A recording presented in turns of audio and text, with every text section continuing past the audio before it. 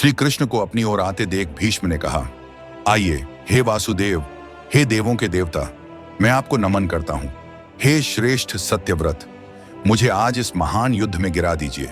हे भगवान, यदि मैं आपके द्वारा युद्ध में मारा गया तो मेरे लिए संसार में हर प्रकार से महान कल्याण होगा। तीनों लोकों में आज के दिन मुझे सबसे बड़ा सम्मान प्राप्त हुआ है। हे गोविंद, आप मुझे जैसे चाहे वैसे मार सकते हैं, क्योंकि मैं आपका दास हूं। इस बीच अर्जुन ने तेजी से केशव का पीछा किया और अपने दोनों हाथों से उन्हें घेर लिया। श्री कृष्ण को पार्थ द्वारा पकड़े जाने पर भी वे तेजी से आगे बढ़ते रहे और पार्थ को अपने साथ ले जाते हुए चले गए।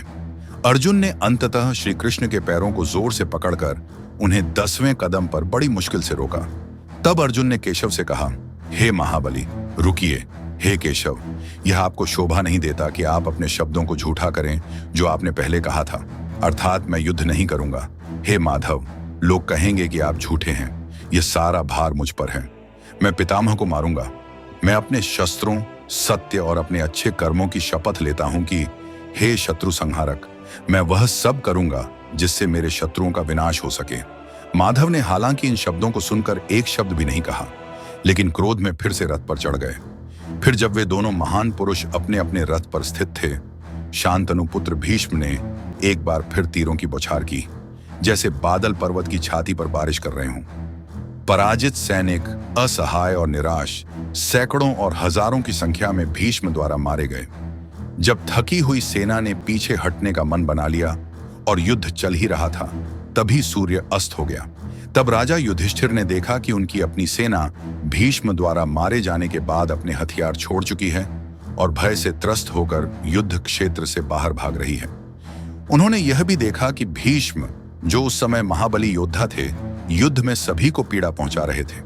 और यह देखकर कि सोमकों के महाबली रथ योद्धा पराजित हो गए हैं और सब निराश हो गए हैं, थोड़ी देर सोचने के बाद राजा युधिष्ठिर ने बड़ी सेना को वापस लाने का आदेश दिया। तब राजा युधिष्ठिर ने अपनी सेनाओं को वापस बुला लिया और उसी समय धृतराष्ट्र की सेनाओं की वापसी भी हुई। फिर उन महाबली रथ योद्धाओं ने अपनी सेनाओं को वापस बुलाकर अपने तंबुओं में प्रवेश किया। भीष्म के तीरों से पीड़ित होकर और उस नायक के युद्ध कौशल पर विचार करते हुए पांडवों को मन की शांति नहीं मिली। भीष्म ने युद्ध में पांडवों और श्रींजयों को पराजित करने के बाद धृतराष्ट्र के पुत्रों द्वारा अपनी महिमा गाते हुए सुना। खुशियों में मग्न कौरवों ने अपने तंबुओं में प्रवेश किया। तब उस भयंकर रात्रि में पांडव परामर्श के लिए बैठे। वे सभी महान व्यक्ति जो परिषद में एकत्रित हुए, शांति से अपनी तत्कालीन परिस्थितियों पर विचार करने लगे कि क्या उनके लिए लाभकारी हो सकता है। फिर राजा युधिष्ठिर ने लंबे समय तक सोचने के बाद वासुदेव की ओर दृष्टि डालते हुए कहा, हे कृष्ण, देखो, भीष्म मेरी सेना को एक हाथी की तरह रौंद रहे हैं। हम उनका सामना करने का साहस नहीं कर सकते। वे प्रचंड आग की तरह मेरी सेना को निगल गए हैं। जब युद्ध में क्रोधित होकर वे हाथ में धनुष लेकर तीरों की बौछार करते हैं तो वे नाग तक्षक के विष की तरह प्रबल हो जाते हैं। वास्तव में क्रोधित यमराज को हराया जा सकता है, या इंद्रदेव को जो वज्र धारण किए हुए हैं, या स्वयं वरुण को जो पाश धारण किए हुए हैं। यहां तक कि गदा धारण किए हुए यक्षों के स्वामी को भी हराया जा सकता है, लेकिन क्रोधित भीष्म को युद्ध में पराजित करना असंभव है। ऐसी स्थिति में हे कृष्ण, मैं दुख के सागर में डूब गया हूं। मैं जंगल में चला जाऊंगा। मेरे लिए वहां निर्वाचक लाभ होगा। मैं अब युद्ध नहीं चाहता। भीष्म हमें मत दिवस देते हैं। मेरे वीर भाइयों को भीष्म के भयानक तीरों से अत्यधिक पीड़ा हुई है। मेरे कारण ही हे मधुसूदन, आपने भी इतनी कठिनाई सही है। मैं जीवन को उच्च मूल्य मानता हूं। वास्तव में अब जीवन बचाना कठिन प्रतीत हो रहा है। यदि मैं इस जीवन को बचा सकता हूं तो शेष जीवन उत्तम धर्म का पालन करते हुए बिताऊंगा। हे केशव, यदि मैं और मेरे भाई आपकी कृपा पात्र हैं तो मुझे बताएं, हे कृष्ण, मेरे लिए ऐसा क्या लाभकारी है जो मेरे धर्म का उल्लंघन न हो। युधिष्ठिर के इन शब्दों को सुनकर और स्थिति का वर्णन करते हुए श्री कृष्ण ने युधिष्ठिर को सांत्वना देते हुए कहा, हे धर्मपुत्र, हे सत्य में दृढ़ रहने वाले, आप शोक मत कीजिए। आपके पास ये अजेय वीर, ये शत्रु संहारक आपके भाई हैं। अर्जुन और भीमसेन दोनों में वायु और अग्नि की ऊर्जा है। माद्री के दोनों पुत्र भी इंद्रदेव के समान वीर हैं। आपके निर्देशित करने पर हे महान राजा, ऐसा क्या है जो मैं इस महान युद्ध में नहीं कर सकता। भीष्म को चुनौती देकर मैं युद्ध में उन्हें मार डालूंगा। यदि हे पांडु के पुत्र, आप निश्चित रूप से भीष्म के पुण्यपूर्वक मारे जाने पर विजय को देखते हैं, तो मैं अकेला ही उस गुरुवंश के वृद्ध पितामह को मार डालूंगा। देखो हे राजा, मेरा पराक्रम युद्ध में महान इंद्र के समान है। मैं उस योद्धा को उसके रथ से गिरा दूंगा जो हमेशा शक्तिशाली हथियार चलाता है। वह जो पांडवों का शत्रु है, निस्संदेह मेरा भी शत्रु है। जो आपके हैं वे मेरे हैं, और जो मेरे हैं वे आपके हैं। आपका भाई अर्जुन मेरा मित्र, संबंधी और शिष्य है। युधिष्ठिर ने कहा, यह सच है हे महाबली, जैसा कि आप कह रहे हैं। हे मधुसूदन, ये सभी एक साथ आपकी शक्ति को सहन करने में सक्षम नहीं हैं। मुझे यकीन है कि मुझे हमेशा वही मिलेगा जो मैं चाहता हूं जब आप मेरे पक्ष में रहते हैं। मैं स्वयं इंद्र और देवताओं को भी विजय कर लूंगा जब, हे गोविंद, आप मेरे रक्षक होंगे। फिर भीष्म का क्या कहना है? हालांकि वह एक महान रथी योद्धा है, लेकिन हे कृष्ण, मैं आपकी महिमा के लिए आपके शब्दों को झूठा नहीं कर सकता। जैसा कि आपने पहले वादा किया था, मुझे बिना हथियार उठाए सहायता कीजिए। इस युद्ध में भीष्म के साथ एक समझौता हुआ था। उन्होंने कहा है, मैं आपको सलाह दूंगा, लेकिन आपके लिए कभी नहीं लड़ूंगा, क्योंकि मुझे दुर्योधन के लिए लड़ना होगा। इसलिए हे प्रभु, भीष्म मुझे अच्छे परामर्श देकर राज्य दिला सकते हैं। इसलिए हम सभी आपके साथ फिर से देवव्रत के पास चलें और उनसे उनकी मृत्यु का उपाय पूछें। वह हमें सही सलाह देंगे, और हे कृष्ण, मैं युद्ध में वही करूंगा जो वह कहेंगे। वासुदेव ने कहा, आपके ये शब्द हे राजा मुझे पसंद हैं। भीष्म, जिन्हें देवव्रत भी कहा जाता है, शस्त्रों में निपुण हैं। केवल उनकी दृष्टि से ही वह शत्रु को भस्म कर सकते हैं। आपके द्वारा पूछे जाने पर वह निश्चित रूप से सत्य कहेंगे। इसलिए हम कुरु पितामह से प्रश्न करने के लिए चलेंगे। शांतनु के पूजनीय पुत्र के पास जाकर हम उनसे सलाह मांगेंगे, और जो सलाह वह हमें देंगे उसके अनुसार हम शत्रु से लड़ेंगे। ऐसा विचार करके पांडव और वासुदेव सभी मिलकर भीष्म के निवास की ओर चल पड़े। अपने कवच और हथियार त्याग कर वे उनके तंबू में प्रवेश किए। उन सभी ने सिर झुकाते हुए भीष्म को नमन किया। पांडवों ने सिर झुकाकर उनसे सुरक्षा की मांग की।